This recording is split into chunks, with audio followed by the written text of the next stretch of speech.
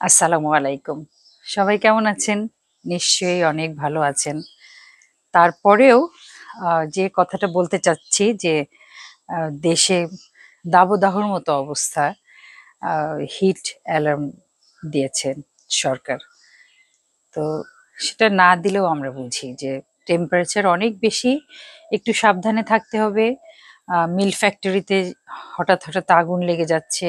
উম ঘন বসতি যেখানে, সেখানে আগুন লেগে যাচ্ছে। সেই জায়গায় আমরা যেন একটা ম্যাচের কাঠি অথবা একটা সিগারেটের শেষাংশ সঠিক জায়গায় ফেলি এবং নিজে এবং সবাইকে, আশেপাশের সবাইকে বাঁচতে সাহায্য করি।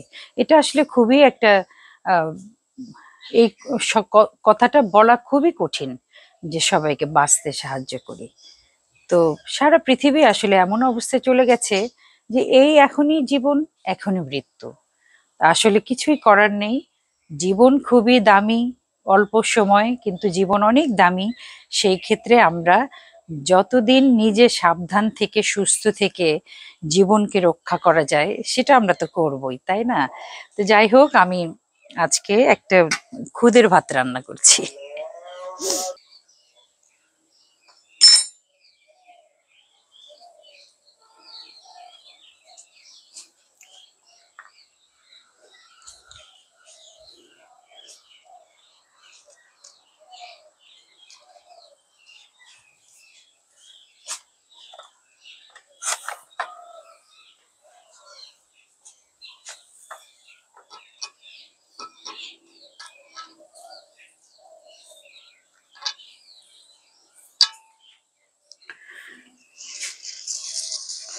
খুদের ভাতটা আমি মেখে বসাবো। এখানে শুধু পেঁয়াজ, মোটা করে কাটা পেঁয়াজ, কাঁচামরিচ, সরষের তেল আর রসুন ছেলা হচ্ছে। রসুন দিয়ে পানি পানি দিয়ে একবারে বসিয়ে দিব। একটু বসা ভাতের মতো লবণ দিয়েছি।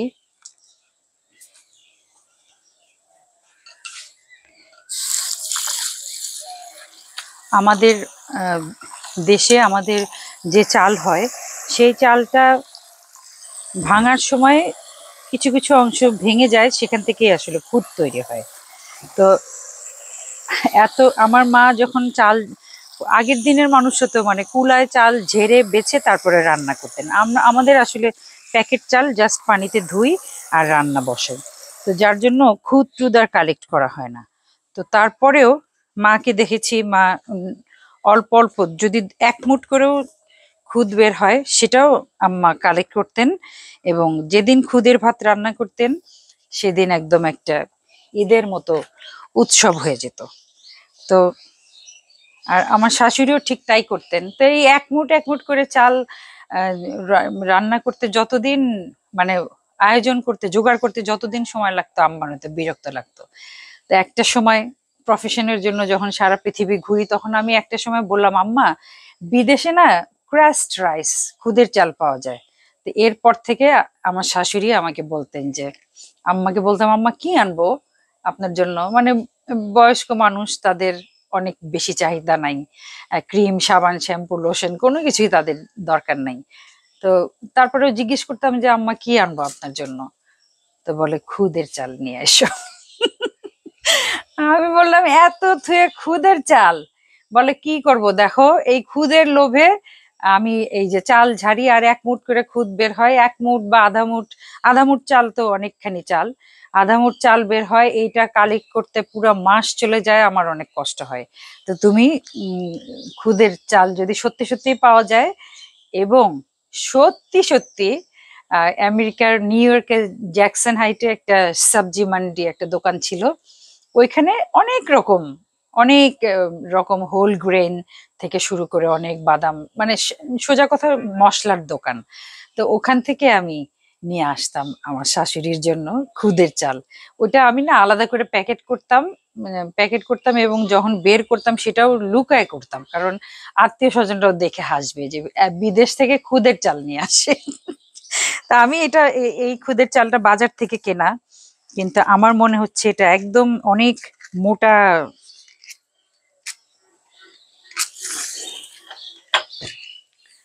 মোটা চালের খুদ। তো যাই হোক, আমি আবার একটা কথা বলি, মাটির চুলা তার জায়গায় আছে, এখানে খড়ি কাটা আছে, ওখানে রেডিমেড মানে ডিজিটাল খড়ি আছে, কিন্তু এই গরমে আসলে আহ, ইনশাল্লাহ শীতের মধ্যে বা বর্ষার সময় আমি মাটির চুলায় রান্না করব। এটা কখনো এখানে রাখবেন না, কারণ এটার গরমে হিট হতে হতে গরম হতে হতে তারপর একটা সময় যে কোনো সময় দুর্ঘটনা ঘটতে পারে, এবং এই কাঠিটাও আপনারা ভুল জায়গায় ফেলবেন না। এবং গ্যাস লাইটার যে যেটা দিয়ে সিগারেট খায়, সেই গ্যাস লাইটার বা যেটা গান, গ্যাস গ্যাসের চুলা জ্বালানোর জন্য যে গান ব্যবহার করা হয়, সেটাতেও তো লিকুইড থাকে, সেটাও যেন মানে চুলার পাশে না থাকে। এই ম্যাচটা আপনার জীবন সংহার করতে পারে। তো সেই জায়গায় আমরা এতটুকু সাবধান থাকি, এটা আমি একদম দূরে সরিয়ে রাখছি। এটা থাক ফুলের বাগানে, আমার খুদের ভাতটা হতে থাক। এখানে একটুখানি রসুন দেয়া বাকি আছে,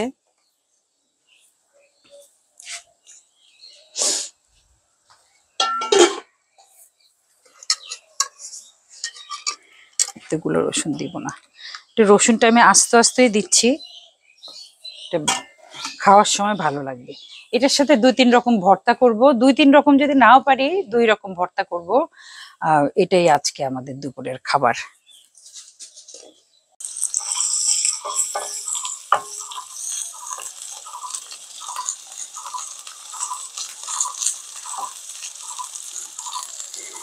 একটু মরিচ ভর্তা করব, এটা ভেজে নিচ্ছি, তারপরে পাটায় বেটে নিব। আর আলু ভর্তা, আপাতত আর অনেক কিছু করার ধৈর্য নাই, নামাজের সময় হয়ে গেছে। ঘুঘু পাখি ডাকাডাকি যে শুরু করছে, এক একটা ঘুঘু এক এক রকম ডাকে।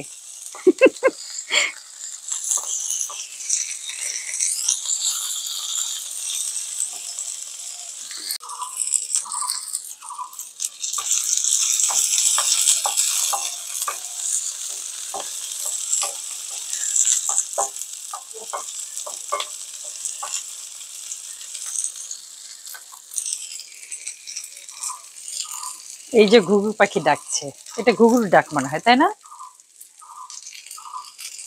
সম্ভবত। যাই হোক, পাখির ডাক। এই পাখি ডাকের জন্যই, শুধু পাখির ডাক শোনার জন্যই বেঁচে থাকা যায় আমার মনে হয়।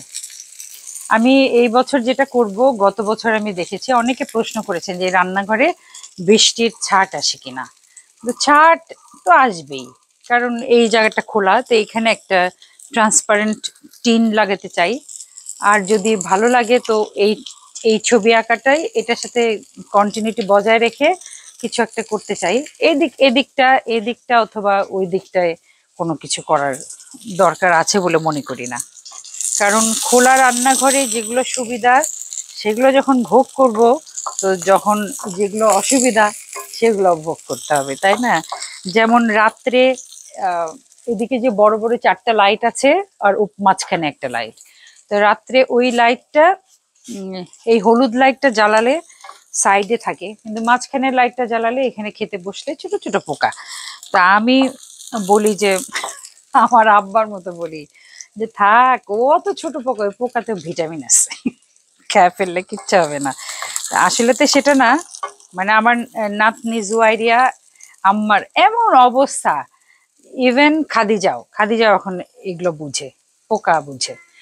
মানে এতটুকু একটা শুয়ের আগার মধ্যে একটা পোকা পোকা পোকা পোকা পোকা, কি অবস্থা! মানে সেই পোকার জন্য পাটা তুলে একদম এরকম চেয়ারের মধ্যে এরকম উঁচু হয়ে বসবে যাতে ভয় না। এইবার তো একদম তারা ফ্রগ ফ্রগ কত রকম হয়, ব্যাং, সোনালী ব্যাং, সাদা ব্যাং, হলুদ ব্যাং, অনেক রকম ব্যাং, সাদা ব্যাং ভুল বলছি, কালো ব্যাং, মাটি মাটি রং।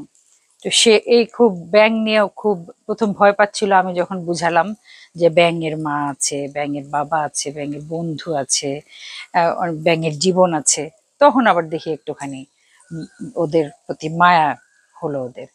আবার যেমন টিকটিকি খুব ভয় পায়, তো টিকটিকি আমি বলি যে দেখো টিকটিকি তো কিচ্ছু করে না, টিকটিকি জাস্ট মানে পোকাগুলো খেতে আসে। তখন আবার বলতেছে যে কেন পোকা খাবে, পোকার মা নাই, পোকার বাবা নাই। তখন আমি বুঝলাম যে প্রাণের প্রতি যে ভালোবাসা, প্রাণের প্রতি যে মমতা, সেটা ওদের ভেতর ঢুকাতে পেরেছি। সেটা ওর ওর বাবা মা এবং আমি বিশ্বাস করি আমরা সবসময় এটা চেষ্টা করি। যাই হোক, খুদের ভাত রাঁধতে রাঁধতে অন্য গল্প চলছে। এটা হলে খুদটা প্রায় একটু পরেই দমে দিব, তারপরে আমি আবার আসছি।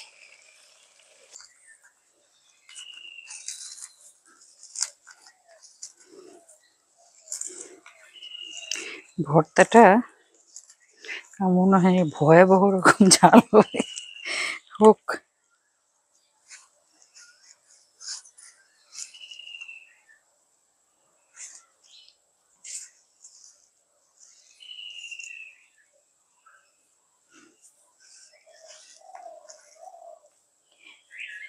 এটা বগুড়ার আলু, মনে হয় পাগড়ি আলু, হাগড়াই আলু আছে, পাগড়ি আলু আছে।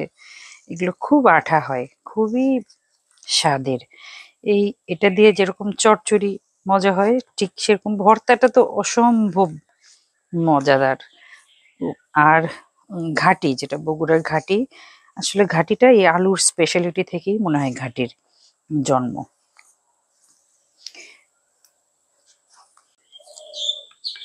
একটুখানি বাঁশপাতা মাছের চচ্চড়ি, আলু দিয়ে, টমেটো দিয়ে একদম পোড়া পোড়া চচ্চড়ি, আর খুদের ভাত। আমার আমার সাহেব একদমই ঝরঝরা জিনিস পছন্দ করেন না। খুদের ভাতটা একটু এরকম নরম নরম থাকবে, আর এই যে পেঁয়াজটা এরকম লিচুর মতো থাকবে, সিদ্ধ, মানে সিদ্ধ হয়ে গেলে এরকম হয় না, পেঁয়াজ রসুন, এটা খুব পছন্দ করেন। ওনার পছন্দের খুবই মূল্যায়ন করি আমি, আমার খুব ভালো লাগে। এখন এটা হলো মরিচ ভর্তা।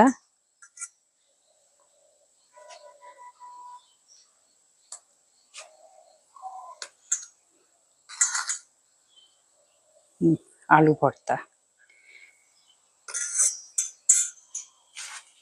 আর একটুখানি গাছের লেবু।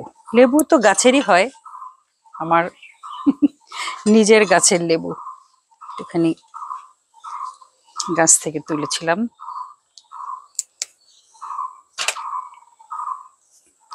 সারা বছর এরকম বড় বড় লেবু হয়।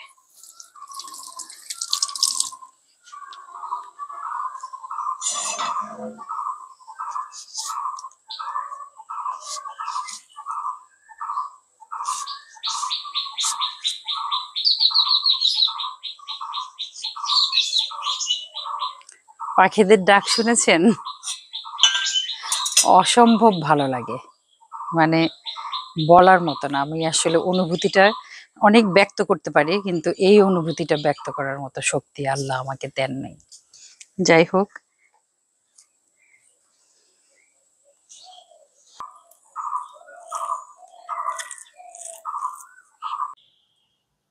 এই হলো আমাদের তৌহিদ। ও এবার এইচএসসি পরীক্ষা দিবে এবং সেই সাথে একই সাথে গ্রাফিক ডিজাইনার হওয়ার চেষ্টায় মগ্ন। শিগগিরই আমরা তাকে সেই জায়গায় দেখতে পারবো। সে বাবা মার খুবই বাধ্যগত সন্তান এবং খুবই সাদামাটা সরল সোজা। কিশোররা এই বয়সে অনেক রকম ভুল পথে যায়, কিন্তু সে আসলে বাবা মার সব কথা শোনে এবং খুব ভালো মানুষ হিসেবে তৈরি হচ্ছে। তো এদের জন্য অনেক দোয়া। বগুড়া আসলে ওই আমার ভিডিও করে দেয়, এত ওবিডিয়েন্ট এবং এত সরল সোজা, আমার খুবই ভালো লাগে। যেটা আসলে খুবই আজকালকার ছেলেদের মধ্যে খুবই কম দেখা যায়। ভাই কেঙ্কা হয়েছে ভাই? অনেক মজা। হ্যাঁ, অনেক মজা। সত্যি? হ্যাঁ সত্যি। চাপা ছাড়িয়েছি না তো? না সত্যি অনেক মজা। খা ভাই খা, তুই খাইলে যদি বাঁচে তাহলে আমি খাবো। আচ্ছা বাজবে, সমস্যা নেই। আচ্ছা, তো এটা আমার আমার ভাতের থালা। এই খুদের ভাত, মরিচ ভর্তা, ওই যে মরিচ রসুন পেঁয়াজ ভাজলাম যে, সেটা জাস্ট পাটায় বেটে ভর্তা, একটু নুন দিয়ে, আলু ভর্তা, লেবু, এটাই দুপুরের লাঞ্চ। তো এখন কথা না বলে আমি মানে ভিডিওটা শেষ করে খাওয়ার আয়োজন করি। তো যাই হোক, আপনারা সবাই ভালো থাকবেন, আমার জন্য দোয়া করবেন। আল্লাহ আপনাদের সবাইকে অনেক অনেক ভালো রাখুক, এবং নিজেকে এবং পরিবেশকে এবং যে আশেপাশে যত প্রাণী আছে তাদেরকে একটুখানি হলেও গরম থেকে বাঁচানোর চেষ্টা করুন। এই বর্ষায় সবাই প্রতিজ্ঞা করুন যে আহ, অন্তত 2টা করে গাছ, বৃক্ষ লাগাবেন। আসসালামু আলাইকুম।